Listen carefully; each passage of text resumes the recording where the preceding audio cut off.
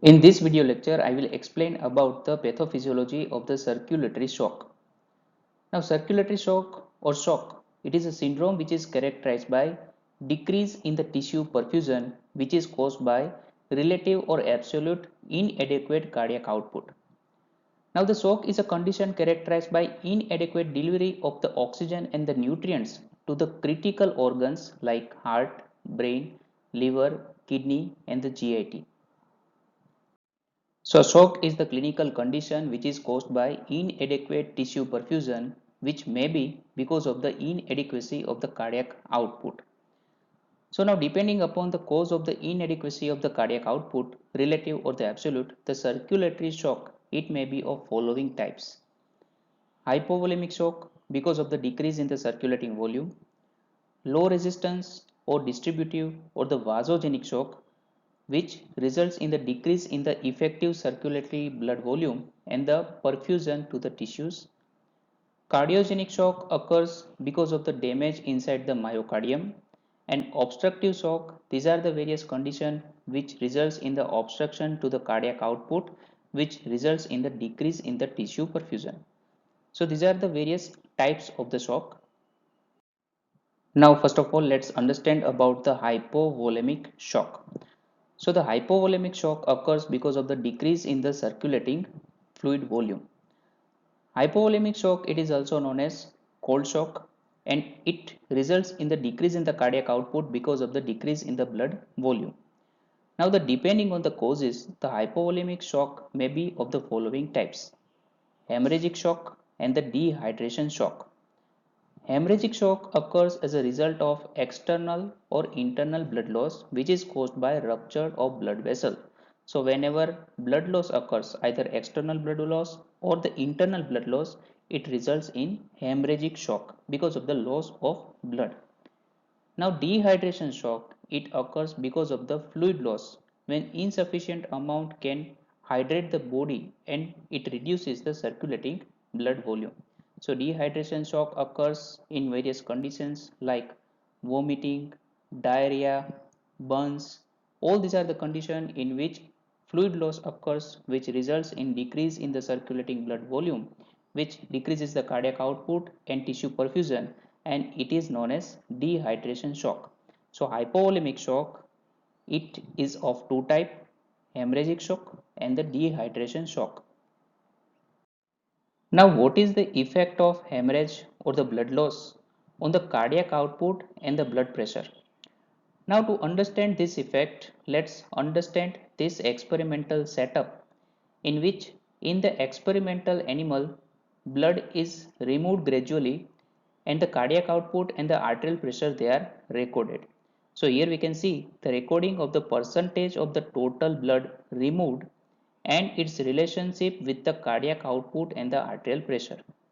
So whenever 10% of the total blood it is removed from the body of the experimental animal, then the arterial pressure and the cardiac output they are normal.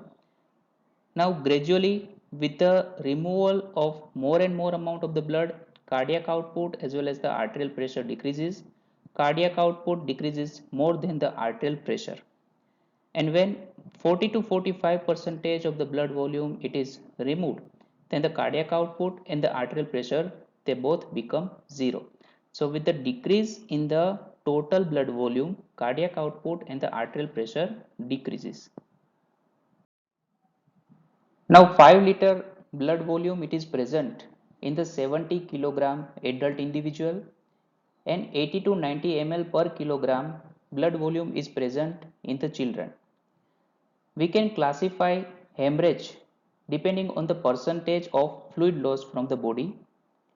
Class 1 hemorrhage whenever 15% or less fluid loss from the body which results in the decrease in the blood or the fluid volume. Class 2 hemorrhage occurs whenever 50 to 30% of the fluid loss occurs. Class 3 hemorrhage when 30 to 40% of the fluid loss occurs, and class 4 hemorrhage when more than 40% of fluid loss or the blood loss occurs from the body. Stages and the clinical features of shock. Now shock has many stages. first stage, second stage, and the third stage. These are the different stages of the shock. They are defined on the percentage of the fluid loss and various compensatory mechanisms. First stage, it is known as non-progressive shock or the compensated shock, where various compensatory mechanisms they can restore circulating blood volume as well as cardiac output and blood pressure. Second stage, it is known as progressive shock, where because of the loss of the more amount of the fluid or the blood volume, various positive feedback mechanism develop, which leads to gradual deterioration of the condition of the patient. Third stage or the refractory shock, it develops whenever progressive shock it is not treated properly, which leads to gradual cellular deterioration and it becomes refractory to treatment. First stage of the shock, non-progressive shock or the compensated shock. This is known as compensated shock because compensatory mechanism they can maintain adequate blood flow to the organs. Now various compensatory mechanisms that are helpful to maintain sufficient blood flow to the organs they are rapid compensatory mechanism, intermediate compensatory mechanism and the long-term mechanisms. Now first of all, rapid compensatory mechanism. So these are the rapid mechanisms that act within few seconds to few minutes for the compensation of circulatory shock. So whenever hemorrhage or fluid loss occurs, it results in decrease in the cardiac output and the decrease in the arterial pressure. Now decrease in the pressure inside the carotid sinus and aortic arch, it results in the decrease in the discharge from the baroreceptors, which increases activation of sympathetic vasoconstrictor system. Increase in the sympathetic output, it produces arteriolar constriction and constriction of the arterioles increases the total peripheral resistance. Increases heart rate to maintain cardiac output as well as the venous constriction, it increases the venous return and cardiac output increases. So this all effect together, it increases cardiac output and tissue perfusion. Now role of these sympathetic neural reflexes that act within few seconds to few minutes in the compensated shock. In the absence of the sympathetic reflexes, only 15 to 20 percentage of the blood volume it can be removed over a period of 30 minutes before a person dies. But person can sustain 30 to 40 percentage loss of the blood volume when the reflexes are intact. So sympathetic output, it increases vasoconstriction, venoconstriction, increase in the heart rate, cardiac output, and because of all this effect, person can sustain 30 to 40 percentage of loss of the blood volume when the sympathetic reflexes these are intact. Therefore, the reflexes they extend the amount of the blood loss that can occur without causing death to about twice that which is possible in their absence. So this is the role of the sympathetic nervous reflexes. Now this rapidly acting sympathetic reflexes, it produces vasoconstriction in the body. Now by producing vasoconstriction, it shifts blood flow through the kidney and the splanchnic circulation to the blood flow to the vital organs. Now during this sympathetic neural reflexes, blood flow to the coronary and the cerebral blood flow, they are regulated because sympathetic stimulation it does not cause significant constriction of either cerebral or the cardiac vessels. So blood flow to the heart as well as blood flow to the brain, they are well regulated whenever mean blood pressure it is maintained above 70 mmHg. That is the auto regulation of blood flow to the vital organs. So during the sympathetic output, vasoconstriction occurs in the body, but blood flow to the vital organs like brain and heart they are maintained, and by vasoconstriction, blood moves from non-vital organs to the vital organs because of the production of the vasoconstriction. Clinical features of the patient with a circulatory shock. So the patient with the circulatory shock, they are restless or lethargic because of the decrease in the cardiac output and the cerebral ischemia.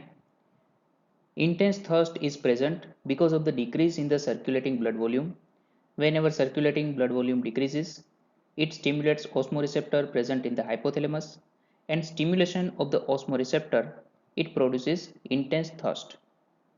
History of trauma, which is suggestive of blood loss, and history of diarrhea and the vomiting, which is suggestive of fluid loss, they are commonly present.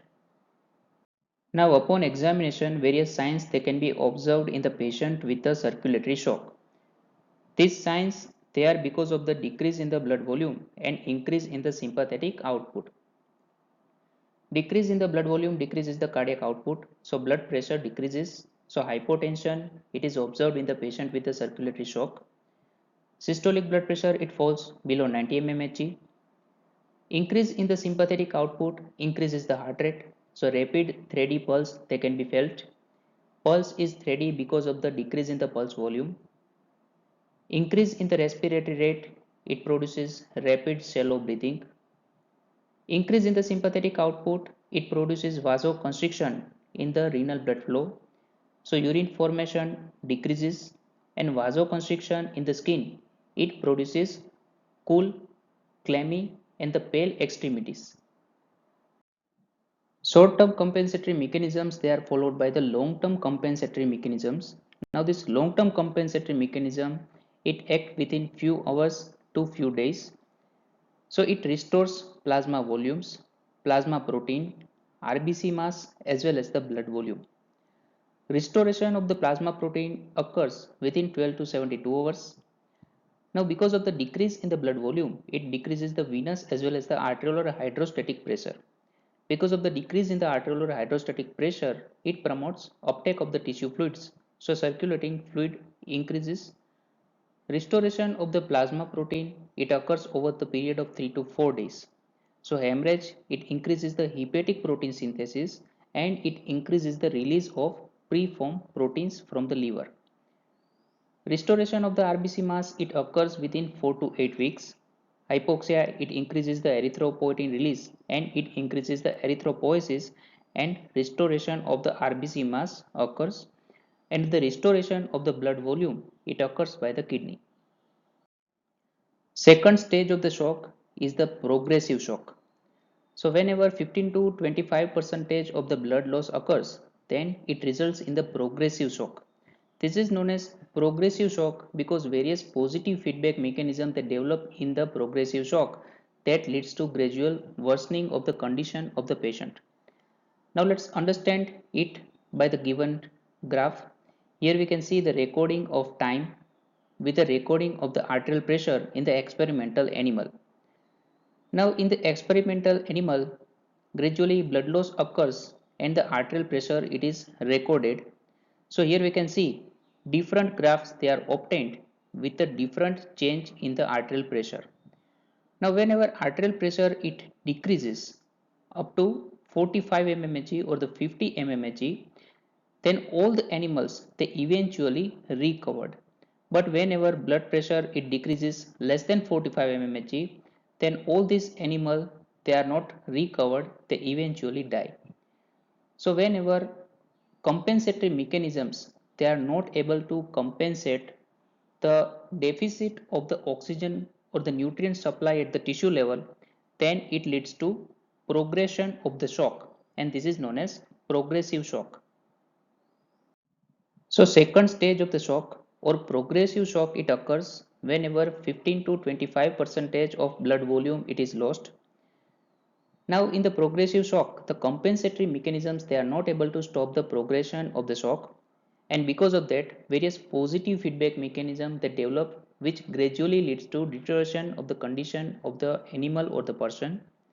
So timely therapeutic intervention they are essential in this stage which prevents this positive feedback mechanism to maintain homeostasis. Otherwise the animal it will go into the refractory shock, and the refractory shock it is refractive to any medical treatment. So in the progressive shock timely intervention is necessary. Now let's understand which are the various factors that leads to gradual worsening of the condition of the patient in the progressive shock. So progressive shock occurs whenever compensatory mechanisms they are not able to maintain sufficient tissue perfusion. And these compensatory mechanisms, they are increase in the sympathetic output by baroreceptor reflex, chemoreceptor reflex, and the CNS systemic response. So even after the sympathetic output, tissue perfusion it is not sufficiently maintained, which leads to tissue hypoxia. Whenever hypoxia occurs in the heart, then gradually it leads to deterioration of the cardiac output and it leads to cardiac failure. Here we can see the recording of the cardiac output and the right atrial pressure in the animal with a progressive shock. So at the initial time or at the zero time, the cardiac output is about 14 liter per minute, and gradually the cardiac output at the end of the 4 hours it becomes 8 liter per minute, and at the end of the 5 hours it becomes 2 liter per minute. So gradually cardiac output decreases, which leads to cardiac failure. Cardiac failure occurs because in the progressive shock, blood supply to the heart by the coronary artery decreases. Decrease in the blood supply, it produces tissue hypoxia and development of the lactic acidosis, which further depresses the myocardium. Depression of the myocardium further decreases the cardiac output. Decrease in the cardiac output decreases the coronary blood flow and tissue hypoxia. So this positive feedback mechanism develops, which gradually leads to weakening of the heart and eventually it leads to cardiac failure. Second is the vasomotor failure. So in the progressive shock, gradually it leads to failure of the vasomotor area to increase sympathetic output. Whenever mean blood pressure it decreases less than 40 mmHg, it decreases the blood flow to the vasomotor area. Decrease in the blood flow to the vasomotor area, it produces hypoxia in the vasomotor center, which increases the sympathetic output. This strong activation of the sympathetic output, it is known as CNS systemic response or the last ditch stand. But when diminished blood flow to the brain's vasomotor center, it continues, then it depresses the center, it becomes gradually less active and finally it becomes inactive. And this is known as vasomotor failure. So in the progressive shock, prolonged tissue hypoxia, it leads to failure of the vasomotor center to sustain increase in the sympathetic output. So gradually vasomotor failure occurs, which leads to peripheral vasodilatation and further deterioration of the condition of the patient occurs. Blockage of very small vessel or the micro vessel occurs in the progressive shock, and the main reason behind this is the sluggishness of the blood flow. Because of the sluggishness of the blood flow, local metabolite products they accumulates in the microvessels like carbonic acid, lactic acid, and the tissue hypoxia. It leads to ischemia and the release of the ischemic tissue products. All this together it leads to local agglutination in the microvessels, which further decreases the blood flow. So in the progressive shock, gradually the blockage of the microvessel occurs, which leads to tissue hypoxia. Tissue hypoxia in the progressive shock, it further aggravates all the abnormalities. Like tissue hypoxia, it increases the capillary permeability. Tissue hypoxia, it produces ischemia in the tissue, which leads to release of the histamine, serotonin, and the tissue enzyme in the circulation. Now, all these effects further increases the capillary permeability, which decreases the effective circulatory fluid volume, which further aggravates the tissue hypoxia. Now, tissue hypoxia in the gastrointestinal system, it increases endotoxin release in the systemic circulation, and endotoxin it produces cardiac depression. Cardiac depression further decreases the cardiac output and the tissue perfusion. So all these positive feedback mechanisms like cardiac failure, vasomotor failure, plugging of the microcirculation, it produces tissue hypoxia, and tissue hypoxia in the progressive shock gradually leads to generalized cellular deterioration. Now this generalized cellular deterioration occurs because of the cellular hypoxia, which leads to decrease in the active transport of the sodium and the potassium across the cell membrane, decrease in the activity in the mitochondria, and decrease in the cellular metabolism of the nutrients like glucose, and the release of the lysosomal enzymes in the cells. So all effects together it leads to generalized cellular deterioration in the last stages of the progressive shock. Progressive shock, if not treated properly, then it becomes refractory to the medical treatment and it is known as refractory shock. Here we can see that after hemorrhage, it becomes gradually the progressive shock because of the development of the positive feedback spirals. Now, when the cardiac output decreases below the 25 percentage of the normal cardiac output, then gradually it enters in the refractory stage. Now, in this irreversible shock or the refractory stage, any medical treatment, if they are given like blood transfusion, fluid transfusion, inotropic drugs, then even after that, cardiac output, it cannot be maintained up to the normal limits. Gradually, it decreases and it becomes irreversible shock. So, refractory shock is the persistent decrease in the cardiac output that fails to come back to normal either by the compensatory mechanism or by appropriate treatment.